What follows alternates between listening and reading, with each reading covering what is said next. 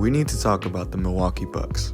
With the Bucks' early offseason, Damian Lillard and Giannis were both able to train together, except they didn't, or at least that's what they're claiming. Because if you take a look at these pick and rolls that they're doing this season, it is far better than what it was last season. Their defense is also somewhat improved, and I know that's funny saying that after the Bulls gave them over 130 points, but in their season opener, they were able to hold Tyrese Maxey of all people to 10 for 31 shooting. Yes, he took 31 shots. With the new additions of Gary Trent Jr. and Taurean Prince, the Bucks look much better defensively. Let's take a look at Gary Trent Jr.'s defense on Tyrese Maxey in their season opener. Shout out to Bucks_breakdown for the footage that I'm about to use because he did a great job at piling all this footage together. From the very start of the game, Tyrese Maxey is already getting hounded by Gary Trent Jr. and even questioning his own shot selection at times. After all this hounding, Tyrese Maxey finds a way to get past Gary Trent Jr., which isn't a bad thing at all because Gary Trent Jr. does an amazing job, and I mean amazing job, at funneling his player towards one of the centers of the team, whether it be Giannis or Brook Lopez. But Giannis is a power forward. You get what I meant. Brook Lopez had a whopping 6 blocks that night against the 76ers, but instead of taking all the credit, he gave credit to Gary Trent Jr. And reasonably so, as he did an amazing job running through screens, funneling the player into Brook Lopez or Giannis, or even funneling the player into more help defense. Gary Trent Jr. also put up 11 points on 50% from the field. Keep in mind, he's doing all of this on a veteran minimum contract, which reminds me of the other pickup that the Bucks got with Taurean Prince, who should also be on a much higher contract. That same night, Taurean Prince put up 16 points, 5 rebounds, 3 assists on 114% true shooting. I don't even know how to process that. Let's just admire greatness real quick. Taurean Prince left wide open.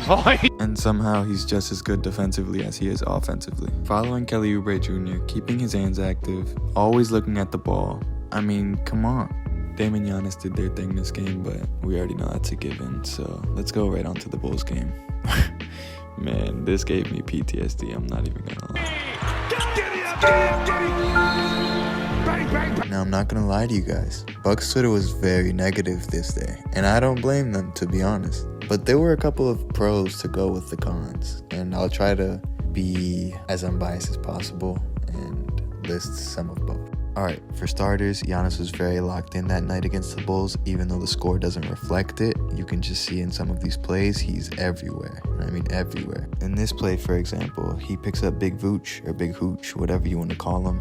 Either works with me, I do not care. But he does it successfully. And then he picks up Zach LaVine and pretty much locks him up. At the top, which you don't see a lot of. It's a different look here defensively. LaVine, it works that possession. On top of this, Giannis' mid-range looks to be back. We haven't seen him this good from mid-range since 2022, debatably. If that's even debatable, I don't think it is, to be honest. He looks really good from the mid-range this year, and much more comfortable. Largest lead has been 9. Giannis with the answer. He was passing to the cutter underneath, got Dame to sag over too much for help. Giannis with the answer. An issue that needs more attention is Doc Rivers' obsession with playing Pat Connaughton for some reason. Even though we already have a lot of young guys that are ready to prove themselves, it's time to give it up, Hunk. Like I mentioned earlier, there were pros to go with the cons. So on this play, the Bulls do a great job at containing Giannis, which leads to an AJ Green 3, as an improvisation at that. In the 11 minutes that AJ Green played that night against the Bulls, he not only outplayed Pat Connaughton, but he also scored more than him on less shots and less minutes. Giannis did a couple of unselfish plays like here where he has the rare one-on-one opportunity but opts in for the Damian Lillard pick and roll. And here, instead of bringing up the ball like he usually would, he gives it to his point guard and trusts the vision. And the Bucks in trouble, channeling their largest depth. And to torture myself even more, I will be going over some of the things that I noticed in the Brooklyn Nets game. For starters, the Milwaukee Bucks look like they're the first team with CTE, and yeah, just look at some of these plays. Wait for the Taurean Prince one. Not this one, the other one.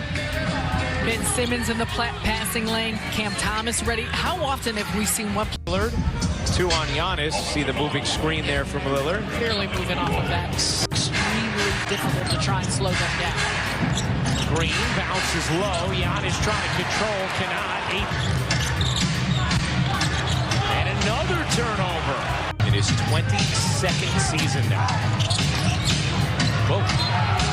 I don't know what Taurean Prince saw, but He literally passed the ball to nobody. Actually, it was a pinpoint pass to the referee.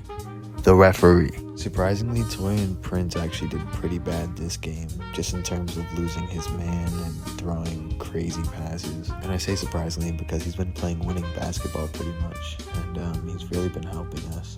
I say us like I'm on the Bucks.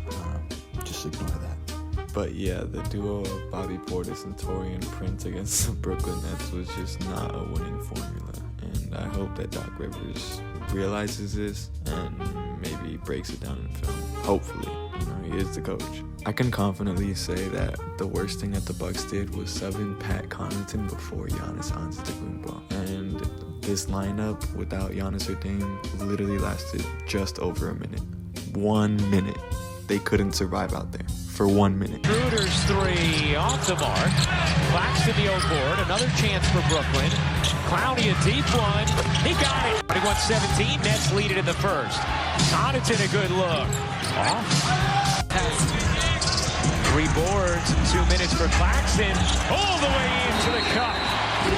The Bucks lost back-to-back games against the Nets and the Bulls, and they have a back-to-back after this Nets game where they have to play the Boston Celtics, who are 3-0 right now. Those are my thoughts on the last 3 games. Just wanted to point a couple of things out and hope that Doc Rivers fixes some, if not everything, of what I've been seeing as the average fan. With that being said, thank you for watching, and please pray for the Bucks because tonight is a big game for them.